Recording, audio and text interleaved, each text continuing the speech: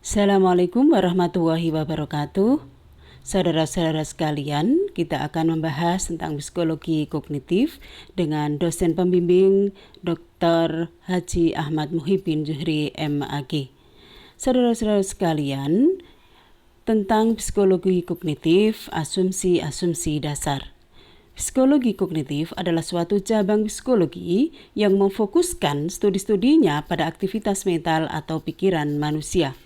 Aktivitas-aktivitas pikiran yang dimaksud adalah meliputi proses bagaimana seseorang itu memperoleh atau memproses informasi, bagaimana informasi itu dipresentasikan sebagai pengetahuan, kemudian disimpan di dalam ingatan, dan bagaimana pengetahuan itu digunakan untuk mengarahkan sikap dan perilakunya. Psikologi kognitif memiliki kawasan studi yang sangat luas, mulai dari awal pemrosesan informasi yang paling sederhana, misalnya persepsi dan ingatan, sampai dengan proses informasi pada tingkat yang lebih tinggi, misalnya berpikir dan pemecahan masalah, persepsi, pencatatan, sensori, dan intelijensi, buatan hubungan antara emosi dan suasana hati dengan proses kognitif manusia. Saudara-saudara sekalian, psikologi itu sangat penting. Pertama, bahwa kognisi sebagai proses mental atau pikiran merupakan sesuatu yang sangat penting dan mendasar bagi studi-studi psikologi manusia. Apa yang telah dilakukan seseorang tidak akan terlepas dari aspek-aspek misalnya persepsi, ingatan, pengetahuan, dan bahasa. Kedua, pandangan psikologi kognitif banyak mempengaruhi bidang-bidang psikologi yang lain. Misalnya pendekatan kognitif banyak dipergunakan di dalam psikologi pendidikan, psikologi konsumen, dan psikologi politik. Ketiga, melalui prinsip-prinsip kognisi seseorang itu dapat memproses informasi secara efisien dan terorganisasikan dengan baik. Hal ini sangat penting karena mengingat dewasa ini sistem informasi telah dilakukan orang dengan teknologi yang canggih dan perkembangan juga cenderung meluber atau luas. Sejarah singkat psikologi kognitif. Proses mental atau pikiran manusia sebenarnya telah dipelajari para ahli filsafat seperti Aristoteles sejak lebih dari 2000 tahun yang lalu. Sekalipun begitu, psikologi sebagai cabang ilmu yang berdiri sendiri itu baru dimulai pada tahun 1879. Hal ini dikaitkan dengan pembukaan laboratorium psikologi pertama kali oleh Wilhelm Wundt di Leipzig, Jerman. Jadi, psikologi termasuk cabang ilmu baru yang memisahkan diri dari filsafat dan fisiologi. Pada waktu Wundt mengusulkan bahwa psikologi seharusnya mempelajari pengalaman kesadaran dengan menggunakan media introspeksi. Pendekatan introspeksi menekankan bagaimana proses-proses mental yang terjadi pada saat organisme menerima stimulus yang membangkitkan sensori. Metode introspeksi ini memerlukan waktu 50 tahun untuk dapat diterima dan bergabung dengan metode lain dalam mempelajari proses-proses kognitif pada abad yang ke-20. Selain Wundt, juga Hermann Ebbinghaus ikut mengembangkan metode introspeksi untuk mempelajari ingatan, meskipun sedikit berbeda dengan teknik yang dipakai oleh Wundt. Di Amerika Serikat pada akhir abad ke-19, para ahli psikologi banyak dipengaruhi oleh William James yang dikenal dengan Bapak Psikologi Amerika Serikat pada saat itu. James tidak tertarik dengan metode introspeksi dari Wundt dan Ebbinghaus. Ia lebih menyukai pendekatan informal yang menekankan pada gejala psikologis yang dijumpai di dalam kehidupan sehari-hari. Ia mendeskripsikan pengalaman manusia, menekankan pada pikiran yang bersikap aktif dan cenderung mencari tahu. Ia mengajukan dua aspek ingatan, struktur ingatan dan proses ingatan. Dengan demikian, James memberikan sumbangan yang sangat penting bagi lahirnya psikologi kognitif. Pada tahun 1924, seorang ahli psikologi Amerika Serikat bernama J.B. Weston memprakarsai gerakan baru dalam psikologi yang dikenal dengan psikologi behaviorisme. Behaviorisme merupakan suatu pendekatan yang hanya dapat diamati secara langsung. Menurut pandangan behaviorisme, metode introspeksi dianggap tidak ilmiah dan kesadaran manusia sangat kabur, sehingga tidak dapat diteliti secara memadai. Berdasarkan pandangan ini, behaviorisme selalu menolak setiap istilah yang menunjukkan pada proses mental yang imajeri, ide, atau berpikir. Sekalipun begitu, pendekatan behaviorisme masih tetap memberikan sumbangan yang penting bagi perkembangan psikologi kognitif. Sumbangan dimaksud adalah konsep-konsep secara operasional, hati-hati dan tepat sehingga dapat diukur dan dikendalikan. Di benua Eropa, behaviorisme kurang memiliki pengaruh. Di sana justru berkembang psikologi baru yaitu psikologi Gestalt. Psikologi Gestalt merupakan suatu pendekatan yang menekankan bahwa organisme manusia memiliki kecenderungan dasar untuk mengorganisasikan atau mengatur dengan sendirinya atau apa yang disebut dengan dipersepsi, dan bahwa suatu keseluruhan atau lebih besar dan penting daripada bagian-bagian tempat. Misalnya, hukum kedekatan menyatakan bahwa objek-objek cenderung dikumpulkan menjadi satu kesatuan. Ketika dilihat saling berdekatan antara objek satu dengan yang lain, psikologi Gestalt lebih tertarik mempelajari tentang bagaimana organisme manusia mempersepsi objek-objek di dalam lingkungannya.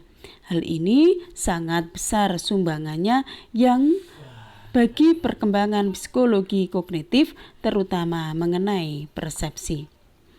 Psikologi kognitif disepakati oleh para ahli lahir pada tahun 1956 karena banyak buku dan artikel dari para peneliti terkenal diterbitkan pada waktu itu yang memuat misalnya tentang pengerhatian, ingatan, bahasa, pembentukan konsep, dan pemecahan masalah. Tepatnya pada tanggal 11 September 1956, banyak peneliti terkemuka yang menghadiri sebuah simposium yang diselenggarakan di Massachusetts Institute of Technology. Mereka menyepakati adanya pendekatan baru di dalam psikologi, yaitu pendekatan kognitif. Akhirnya, sekitar tahun 60-an, minat para peneliti menggunakan pendekatan kognitif tumbuh begitu cepat, sehingga banyak perubahan yang mendasar mengenai cara pendekatan dan sikap mereka di dalam mempelajari kawasan psikologi pada umumnya. Di Indonesia, perkembangan psikologi kognitif terkesan agak lamban, meski sudah mulai dikenal pada awal tahun 1990-an. Sampai saat ini, studi-studi tentang proses-proses kognitif misalnya persepsi, ingatan, bahasa memang masih jarang dilakukan oleh para ahli psikolog Indonesia. Namun, dewasa ini sebagian ahli psikologi Indonesia mulai merintis studi-studi atau penelitian yang berkaitan langsung atau tidak langsung dengan psikologi kognitif. Contoh, Profesor Suharnan dan Wirawan tentang penalaran yang dikaitkan dengan keterampilan belajar konsep. Faktor-faktor pendukung dari perkembangan psikologi kognitif yang begitu cepat di dewasa ini disebabkan oleh beberapa dukungan. Pertama, popularitas psikologi behaviorisme yang cukup lama mendominasi di Amerika Serikat sekarang makin menurun. Penurunan popularitas ini disebabkan psikologi behaviorisme tidak dapat menerapkan tingkah laku manusia yang lebih kompleks, misalnya berpikir dan pemecahan masalah. Aliran psikologi behaviorisme, saudara-saudara, menggunakan teori belajar, misalnya stimulus, respon, dan penguatan. Jika hanya menggunakan teori-teori belajar seperti ini, maka kita tidak akan dapat memberikan penjelasan yang memadai terhadap perilaku-perilaku manusia yang sangat kompleks. Meski Skinner telah memberikan bantahan terhadap pandangan kognitif, namun hal ini tidak menyurutkan minat para ahli untuk mempelajari fenomena pikiran manusia di dalam perspektif pemrosesan informasi. Saudara-saudara sekalian, kedua, perkembangan tentang konsep kemampuan berbahasa yang dimiliki manusia oleh Noam Chomsky. Ia menolak pendekatan ahli psikologi behaviorisme mengenai bagaimana manusia memperoleh kecakapan berbahasa. Ia menekankan pada proses-proses mental yang diperlukan untuk menggunakan bahasa. Para ahli memiliki argumen bahwa bersifat kompleks dan manusia sebenarnya memiliki kemampuan atau potensi menggunakan bahasa sejak lahir. Sementara itu, ahli-ahli psikologi behaviorisme menekankan pada proses belajar untuk memperoleh kecakapan berbahasa. Ketiga, munculnya teori perkembangan kognitif dari Jean Piaget, seorang ahli psikologi dari Swiss. Piaget membagi beberapa tahap perkembangan kognitif manusia dari usia anak-anak sampai dewasa. Misalnya, bagaimana anak-anak dapat memahami konsep-konsep, misalnya konsep objek permanen dan lain-lain. Saudara-saudara sekalian, keempat, perkembangan pendekatan pemrosesan informasi, pendekatan yang berasal dari ilmu komunikasi dan komputer. Dua kompeten penting dalam pemrosesan informasi yaitu proses mental atau berpikir yang diinterpretasikan sebagai alur penerimaan informasi, seperti yang berlaku pada sebuah komputer yang harus melalui beberapa tahapan. Input proses, dan output. Dan yang kedua adalah bahwa proses mental akan dapat dimengerti dengan baik jika dilakukan dengan cara membandingkan antara pemrosesan informasi yang dilakukan oleh manusia dengan bagaimana sebuah komputer bekerja. Asumsi-asumsi dasar di dalam proses kognitif. Proses kognitif cenderung lebih aktif daripada pasif. Manusia selalu berupaya mencari informasi, memperoleh pengetahuan, dan mengikuti perkembangan pengetahuan yang baru. Berbeda dengan psikologi behaviorisme yang memandang manusia sebagai organisme yang pasif. Menunggu stimulus datang dari lingkungan, baru memberikan respon. Kecenderungan aktif ini paling sedikit dapat dilihat pada rasa ingin tahu yang tinggi yang dimiliki oleh orang-orang terhadap hal-hal baru, atau mengajukan pertanyaan kepada orang lain mengenai informasi yang belum dimengerti. Demikian juga hal ini terjadi pada anak-anak yang selalu bertanya kepada orang dewasa mengenai siapa saja yang berada di sekitar mereka yang ingin diketahui tanpa menunggu perintah orang dewasa. Proses kognitif berlangsung sangat efisien dan akurat. Perkembangan bahasa misalnya, hal ini disebabkan manusia memiliki kesanggupan untuk mengenal kata-kata baru dan struktur bahasa yang kompleks. Bahkan atau informasi yang disimpan di dalam ingatan manusia tidak terhingga baik ragam maupun banyaknya.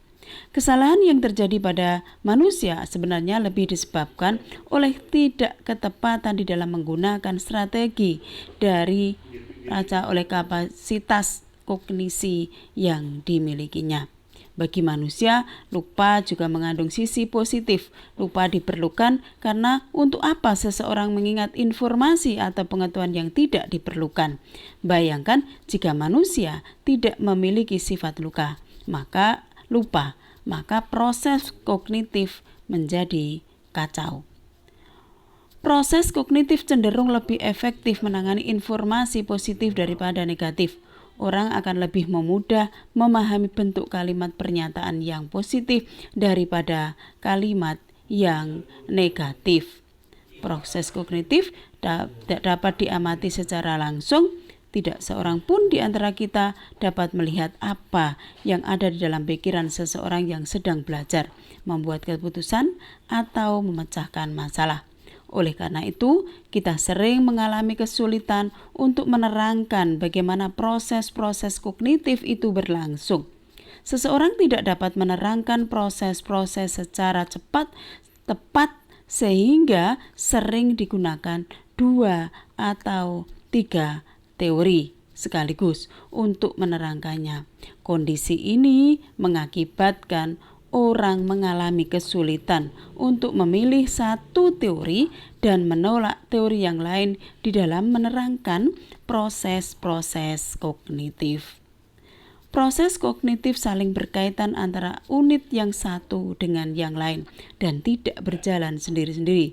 Misalnya, Persepsi bukan semata-mata terletak pada proses pemrosesan stimulus dari luar, tapi juga melibatkan pengetahuan yang dimiliki seseorang yang telah tersimpan di dalam ingatannya. Saudara-saudara sekalian, proses kognitif menjadi lebih efektif karena latihan.